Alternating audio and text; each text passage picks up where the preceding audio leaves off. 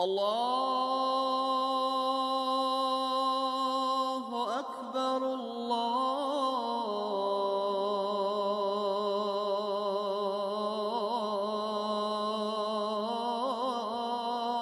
أكبر الله أكبر الله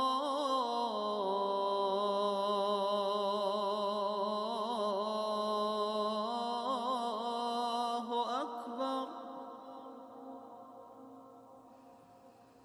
أشهد أن لا إله إلا الله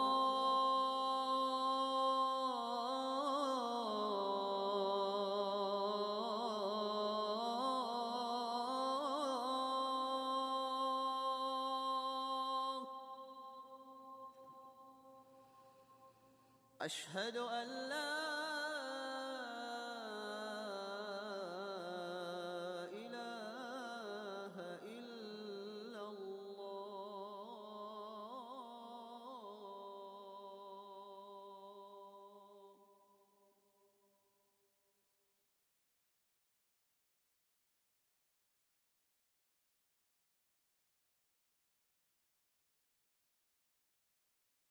What does it mean to say that you are an imam? Are you a real imam? The word imam means the person in front.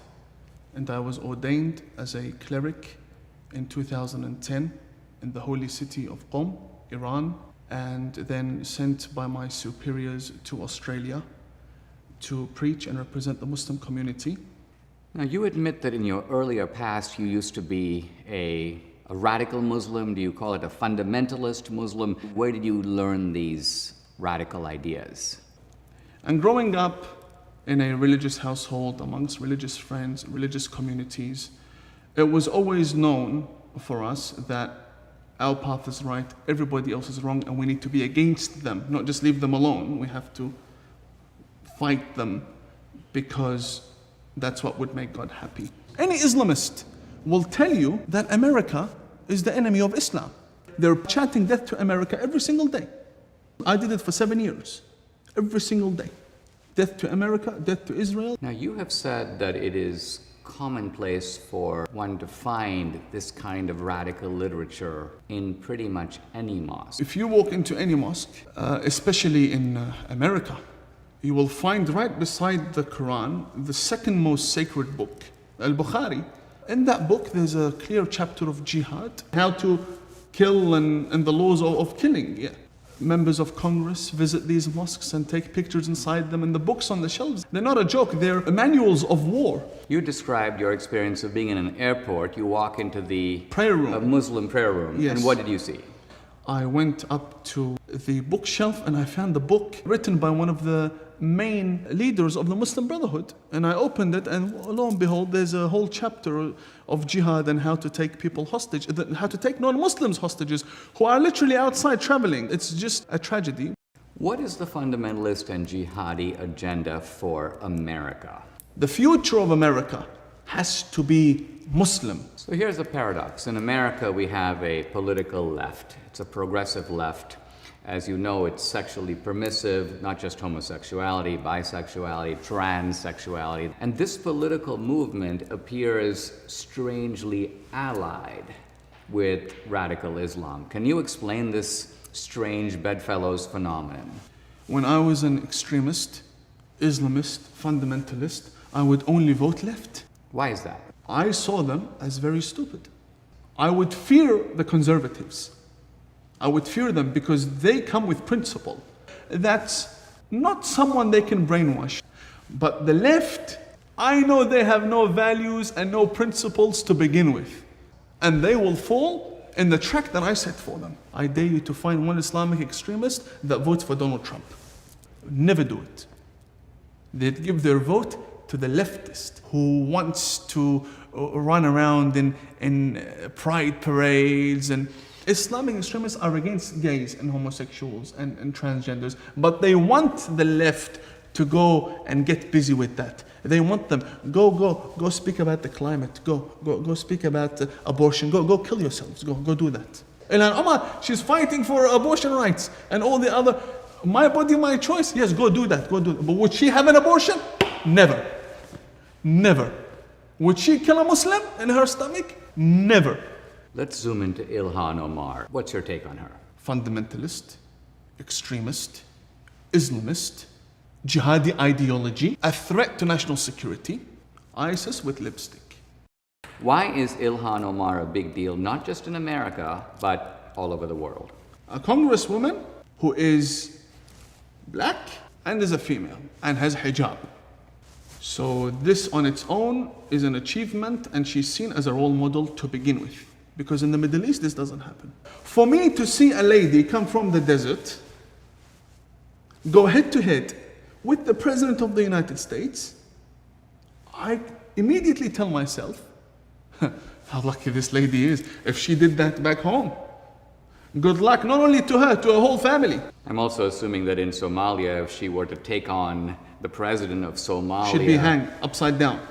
I think she is grateful she's in America, but she's a fundamentalist, which means she needs to justify being here. So you're saying she's a believer among the infidels? Yes, and she justifies her presence by spreading the Islamist ideology. And would it be fair to say that what Ilhan Omar wants is for all of America to look like her community? Without a doubt. Firstly, the Muslims in Ilhan Omar's district are more radical than radicals in the Middle East. In multiple reports that the constituency that she represents is the largest terrorist recruiting ground in the United States. And when some of these guys have been arrested, Ilhan has written letters to the judge basically saying spare them. Be lenient with them, she asks from the judge, and she says allow them back into the community so that we may thrive. In August 2019, Ilhan called for the protection of Hormuz Telecom, which is the main financier of Al-Shabaab. She publicly tweeted that they need to be protected. I've seen that tweet. Now, why would she do that? She thinks that she's untouchable. She can do whatever she likes. She deleted a tweet in broad daylight in front of everyone where she calls her dad Noor Saeed, which would prove that she married her own brother, whose surname is Noor Saeed, which means her name is not Ilhan Omar, it's Ilhan Noor Saeed. She deleted it, and she believes there will be no investigation whatsoever. And there hasn't been. No, and there will never be. The people from different countries that are not friendly to us, and countries that are out of control themselves. Countries like Somalia that have virtually no government, no military, no police. All they do is go around killing each other. Then they come into our country and tell us how to run our country. We don't want them. What are you talking about? You got to talk up. She said how many countries? Is there a list? Well, I guess we gave you 19, right? There's probably more than that. Is that what you mean when you mean third world countries, those 19? No, I don't think they're all third world, but in many cases they are third world.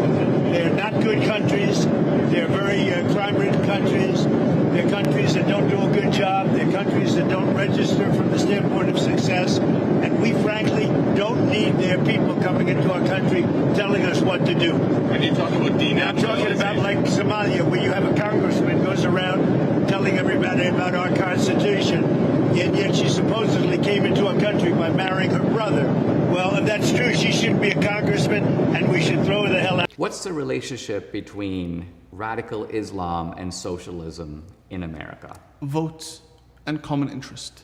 The Muslims are delivering the votes through their leaders. Yes. And what do the socialists and the progressive left give in exchange? They give them a platform. They give them the media. They protect them.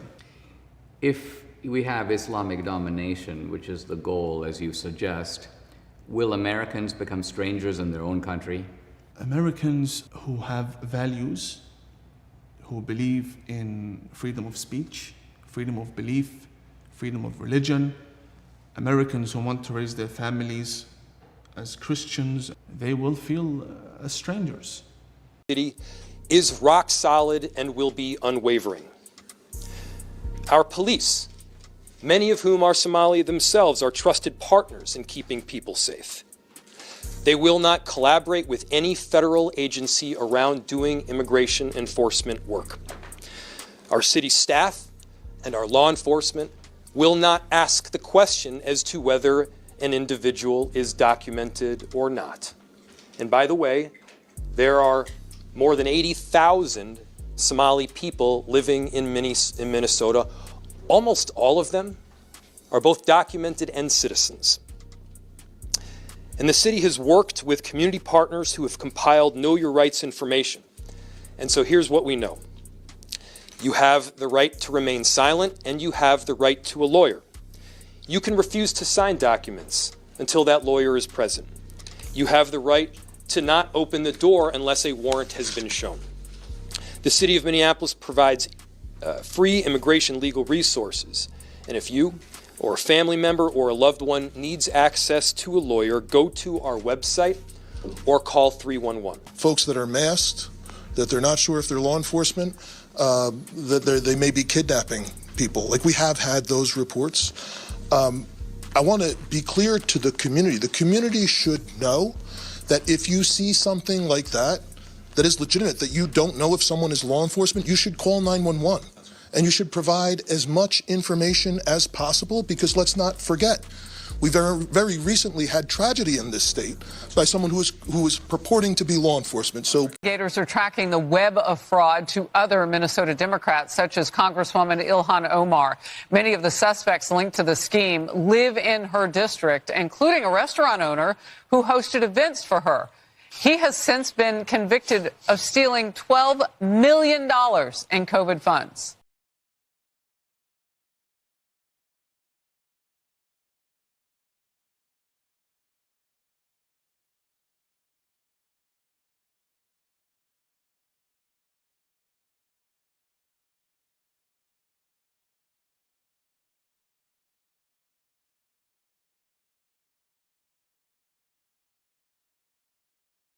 You told me to look into Minnesota and their fraud on visas and their programs. 50% of them are fraudulent, which means that wacko Governor Walz either is an idiot or he did it on purpose. And I think he's both, sir. He brought people in there illegally that never should have been in this country, said they were somebody that they're not. They said they were married to somebody who was their brother or somebody else. Fraudulent visa applications, signed up for government programs, took hundreds of billions of dollars from the taxpayers, and we're going to remove them and we're going to get our money back. And we're going to, this next year, make sure that we only put people in leadership positions in this country that love this country and have its back. So thank you for letting us get up every day and have a purpose. We appreciate you. Thanks, Chris. I have no worry. I don't know how they take away my citizenship and like deport me, but I don't even know like why that's such a scary threat. Like, I'm not the 8-year-old who escaped war anymore. I'm grown. My kids are grown. Like, I can go live wherever I want. I mean, I have no worry.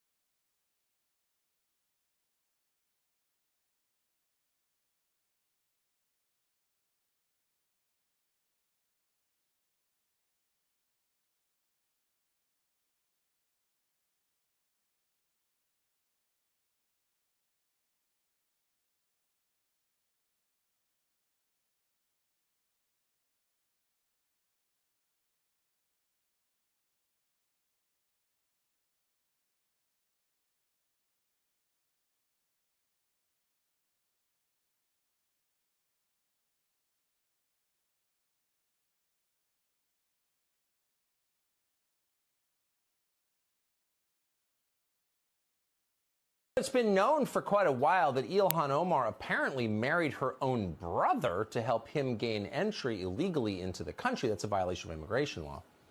That actually happened, it turns out. And now we're learning the FBI had evidence to confirm it, but didn't do anything about it. Miranda Devine is an actual journalist. She works at the New York Post, where she writes a column. She joins us tonight to explain what exactly happened. Miranda, thanks so much for coming on. Pleasure, Tucker. Well, some basically Republican operatives up in Minnesota decided to spend hundreds of thousands of dollars on private investigators to really find out if Ilhan Omar was a genetic match, the DNA match, to the man who was her second husband.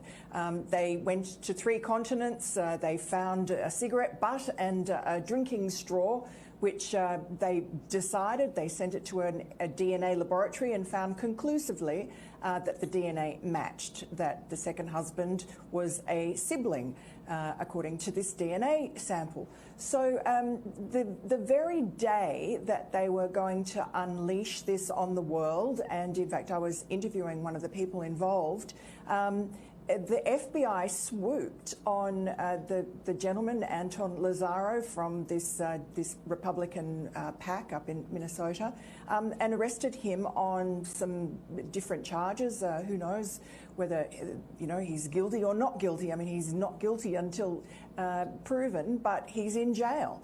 And so his story never got to see the light of day. I mean, luckily he'd told the FBI they were not interested. They told him the statute of limitations had run out.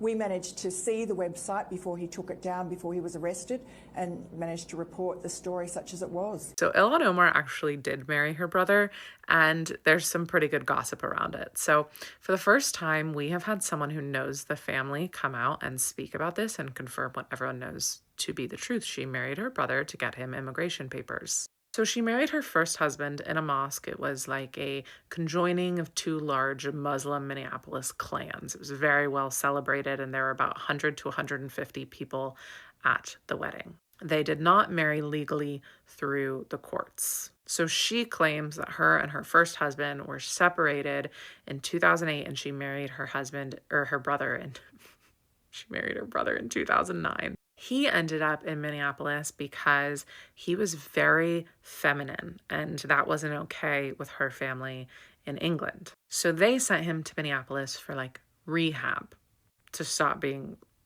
so feminine.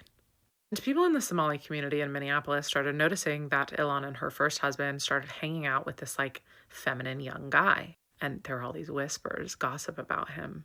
And apparently she told people that she needed to get papers for her brother for him to start at North Dakota State University. And they were married in a Christian church because none of the mosques would do it because everyone knew that they were siblings. So everyone refused to marry siblings. But they claimed that their paperwork got devastated in war in Somalia because it's like a shithole. And there's no way to prove the documentation that they are actually siblings. I mean, of course we could prove it. It's a simple DNA test. Anyway, when she married her brother, no one knew about it. They only found out when the papers reported on it years later. So they married in 2009, and then she divorced her brother in 2017 and then remarried her first husband. AKA, they never parted. She also had a child from her first husband while she was still legally married to her brother. Because, again, they were never separated. So this might be the first of many voices in the Somali community that come out and speak about her fraudulent marriage. If so, and she's found guilty of this, bye. We won't miss you. You absolute disgusting freak. We should be more fearful of white men across our country because they are actually causing most of the deaths within this country.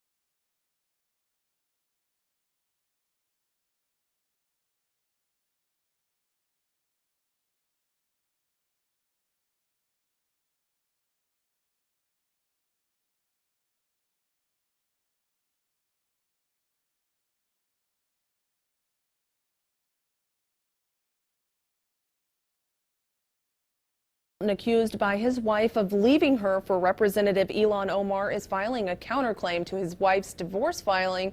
Tim Minnitt admits to telling his wife, Beth, his heart is no longer in the marriage, but denies telling her he's leaving her for Omar. Additionally, he denied any physical or sexual relationship between him and the Congresswoman. Omar also denies any affair with Minnitt. The filing goes on to argue since the couple physically separated in spring, Minnitt says his wife is trying to ruin his career and damage his relationship with his teenage son. Katie Johnston, WCCO 4 News.